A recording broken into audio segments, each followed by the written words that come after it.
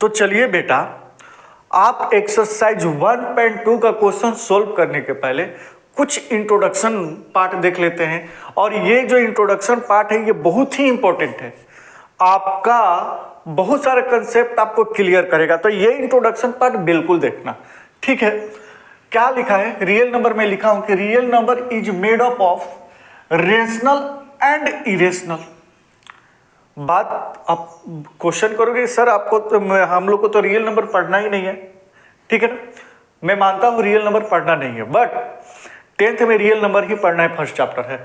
लेकिन उसके पहले ये कहने का मतलब ये है कि जितना भी दुनिया का जितना भी नंबर है ये सारे रियल नंबर होते हैं। वाई?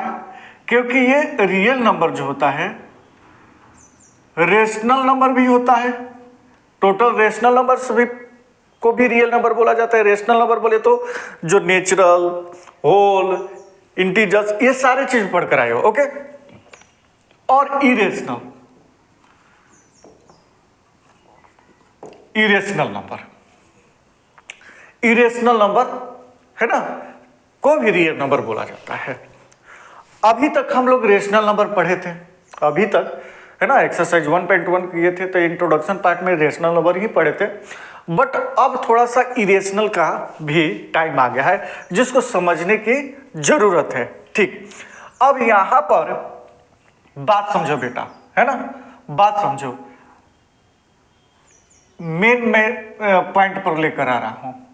एक होता है टर्मिनेटिंग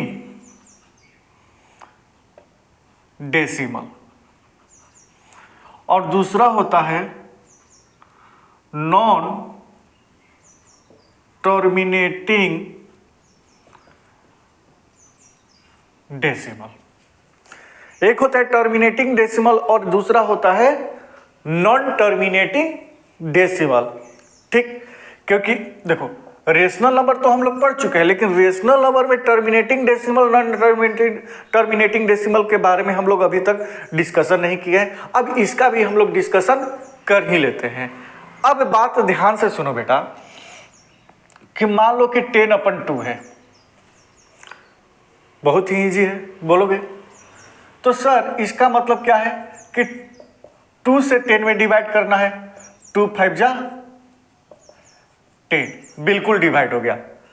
तो क्वेश्चन है कि ये क्या है सर? तो ये तो रेशनल नंबर है।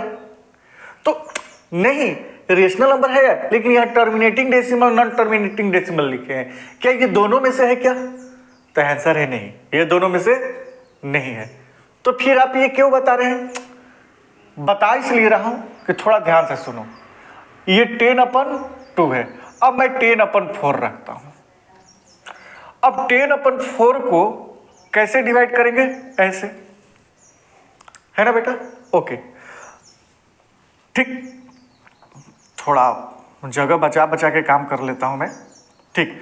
तो ये कैसे करोगे? 4 2 जा 8, है ना, 4 5 क्लास में बहुत किए हो। 2, अब पॉइंट डालेंगे तो 0 और 4 5 जा 20। जब हम लोग डिवाइड करने की कोशिश करते हैं बेटा, तो कोशिश यही रहता है हम लोग का कि जो रिमाइंडर जो है, रिमाइंडर हर हाल में 0 आए। क्या है? रिमाइंडर हर हाल में 0 आए। तो देखो ये बात समझना, यहां रिमाइंडर 0 आ गया, लेकिन जब 4 से डिवाइड कर रहे थे तो 4 2 जा 8, रिमाइंडर क्या बचा था? 2। तब एक हम लोग प्रोसेस करते हैं क्या कि पॉइंट लगा देते हैं। देखो पॉइंट लग गया, और पॉइंट लगाने के बाद क्या गया? 4 से डिवाइड किए तो रिमाइंडर 0 आ गया। यानी कि यहां पर कोसेंट में पॉइंट नहीं लगा था, लेकिन यहां पर कोसेंट में क्या लग गया? पॉइंट लग गया। और पॉइंट लगने के बाद रिमाइंडर क्या हो गया? 0 हो गया। बात समझे? रिमाइंडर 0 हो गया। जब रिमाइंडर 0 हो गया, जब रिमाइंडर 0 हो गया और कोसेंट पॉइंट में आ गया, तो इसी को हम लोग क्या बोलते हैं? Terminating decimal. क्या हो गया? Terminating decimal. यानी कि रिमाइंडर 0 हो गया अपना, पॉइंट में जाने के बाद भी रिमाइंडर 0 हो गया, तो उसको टर्मिनेटिंग डेसिमल बोलते हैं। ये बात आपको समझ में आएगी। अब बात है कि नॉन टर्मिनेटिंग डेसिमल क्या होता है सर। तो नॉन टर्मिनेटिंग डेसिमल यानी कि 10/3। अब इसको 3 से डिवाइड करेंगे तो ये क्या हो जाएगा, 3 3 जा 9, 1 पॉइंट, 3 3 जा 9, 3 3 जा 9, 3 3 जा 9। अब ये क्या है कि ये चलता ही रहेगा ये, और रिमाइंडर क्या है, 0 हो रहा है, नहीं हो रहा है, रिमाइंडर 0 नहीं हो रहा है। तो एक चीज आपको देखने को मिल रहा है यहां पर कि सर जिसका रिमाइंडर 0 ना हो वो नॉन टर्मिनेटिंग होता है ना। यहां पर फॉर एग्जाम्पल के लिए क्या था, 10/4, और यहां पर एग्जाम्पल के लिए मैं क्या लिखना चाहता हूं, एग्जाम्पल के लिए 10/3। बहुत सारे होंगे और भी होंगे, लेकिन यहां पर 10/3 लिख दिया, है ना। अब इसको कैसे लिखते हैं, ये जो चीज है बार बार जो रिपीट होता है 3.3 के ऊपर बार, ठीक है। अब इसका डिस्कशन जब 1.3 हम लोग करेंगे ना तो उस टाइम करेंगे, लेकिन अभी इतना समझ जाओ कि 3.3 बार के बारे में हम लोग जब 1.3 एक्सरसाइज करेंगे तो उसके पहले इंट्रोडक्शन पार्ट बनाऊंगा, उसमें कवर कर लेंगे। बट इतना समझ जाओ कि जब बार बार रिपीट होता है तो 3.3 के बार हो जाता है, ठीक है। लेकिन सबसे बड़ी चीज है कि यहां पर रिमाइंडर क्या आ गया, 1 आ गया, ठीक है, ओके। अब तो हम लोग क्या कहेंगे कि सर नॉन टर्मिनेटिंग डेसिमल है ना, अब प्लस में रिपीट भी हो रहा है, ये बार बार रिपीट भी हो रहा है, बात आई समझ में। तो क्वेश्चन ये होगा सर कि ये तो नॉन टर्मिनेटिंग हो गया, तो ये रिपीट लिखने की क्या जरूरत है आपको, नहीं भी लिखते तो जो नॉन टर्मिनेटिंग वाला होता है जिसका रिमाइंडर 0 नहीं होता है तो वो तो नॉन टर्मिनेटिंग होता है, यानी कि रेशनल नंबर। नहीं, इरेशनल में भी नॉन टर्मिनेटिंग होता है,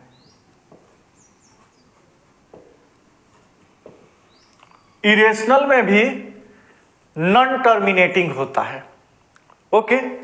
लेकिन नॉन टर्मिनेटिंग के साथ इसमें नॉन रिपीट भी होता है, नॉन रिपीट होता है, ये रिपीट हो गया और ये क्या हो गया बेटा, नॉन रिपीट, ओके। तो सर दोनों में डिफरेंस क्या है, इसमें डिफरेंस क्या है। अब देखो मान के चलो कि 50/7 यानी कि 7 से 50 में डिवाइड कर रहे हो, तो 7 7 जा 49, 1। अब पॉइंट डालने स्टार्ट हो गया, 7 1 जा 7, 3, 7 4 जा 28, ठीक है, 2, 7 2 जा 14, 6, 7 8 जा 56, 4, 7 5 जा 35, और फिर 7 7 जा 49, 1, ओके, 7 1 जा 7, 3, फिर 7 4 जा। तो ये क्या है, ये क्वेश्चन ये है कि ये रेशनल है या इरेशनल है, या इरेशनल है। तो आंसर है कि सर ये रेशनल है। वाई, देखो 7 1 4 2 8 5 के बाद फिर देखो रिपीट हो रहा है ना, 7 1 4, ऐसे भी 7 1 4, फिर 2 8 5, तो ये रिपीट कितना हो रहा है, इतना नंबर आपस में रिपीट हो रहा है, 7 1 4 2 8 5 ये रिपीट हो रहा है, और रिपीट हो रहा है तो ये रेशनल ही है, क्योंकि मैं लिखा हूं ना रिपीट का मतलब रेशनल, ओके। इसके बाद मुझे ये इसलिए मैं बता रहा हूं, आप सोच रहे हो कि एक ही नंबर रिपीट होना है, नहीं, 1 2 3 4 5 6 डिजिट रिपीट होता है, देख रहे हो ना, 8 5 के बाद फिर 7 1 5 4 चल रहा है, तो ये रिपीट हो रहा है और ये रिपीट होगा, ठीक है, ओके। अब इसका एग्जाम्पल मैं देता हूं, डायरेक्ट लोग एग्जाम्पल लिखते हैं एक्चुअली में, है ना। तो ये क्या होगा सर, 1.101, अब 201, 301, 401, 501, है ना, ये ठीक है ना।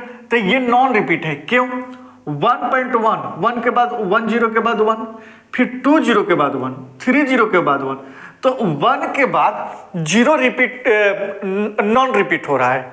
ऐसा अगर रहता कि 1 0 1 0 1 0 1 0 रहता तो हम लोग बोलते रिपीट, लेकिन ये नॉन रिपीट होता है ना। आपको ये एग्जाम्पल ही याद रखना पड़ेगा बेटा,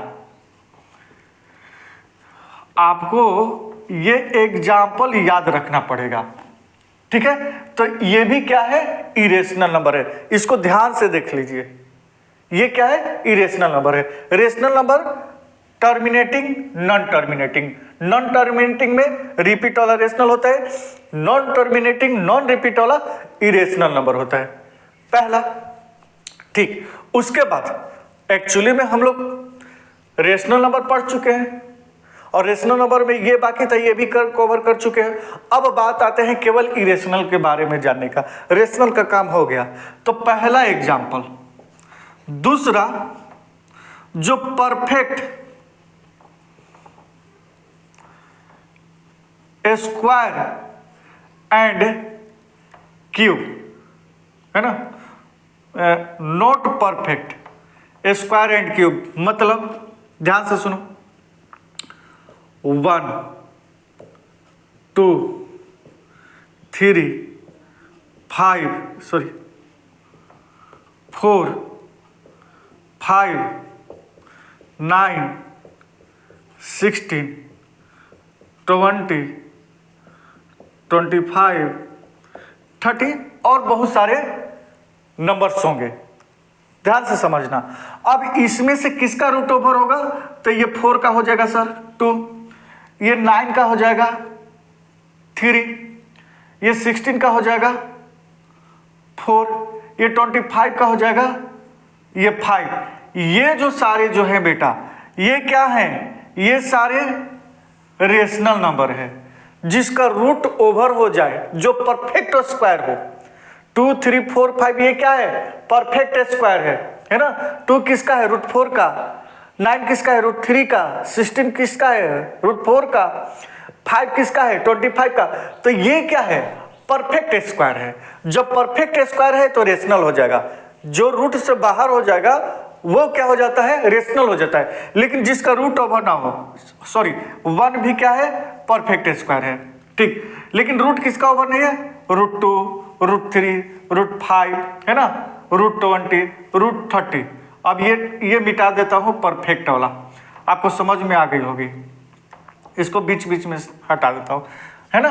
तो ये जो नंबर हैं ये सारी क्या है? इरेशनल है। क्या है? इरेशनल है। आई होगी बात समझ में। उसके बाद, इसके बाद जो क्यूब, परफेक्ट क्यूब हो, जैसे कि 8 है ना, 27, तो क्यूब का मतलब ये, इसका क्यूब क्या हो जाएगा? 2 होगा ना, इसका क्या हो जाएगा? 2, और इसका क्या हो जाएगा? 3। तो ये परफेक्ट क्यूब है, तो ये क्या है? रेशनल। अगर परफेक्ट क्यूब नहीं है तो इरेशनल। क्लियर? ओके। और इसके बाद तीसरा जो है, थर्ड इरेशनल नंबर का पाई का वैल्यू होता है। तो ये सारी चीज इरेशनल होते हैं, बात समझना। जो नॉन रिपीट डिजिट होता है वो इरेशनल होता है, पाई का वैल्यू इरेशनल हो जाता है। और जो परफेक्ट स्क्वायर और परफेक्ट क्यूब ना हो, not a perfect square and cube, वो क्या होता है? इरेशनल होता है। अब इतना बात आपको समझ में आ चुकी होगी, ठीक है। तो फटाफट और क्वेश्चन लगा लेते हैं, ठीक।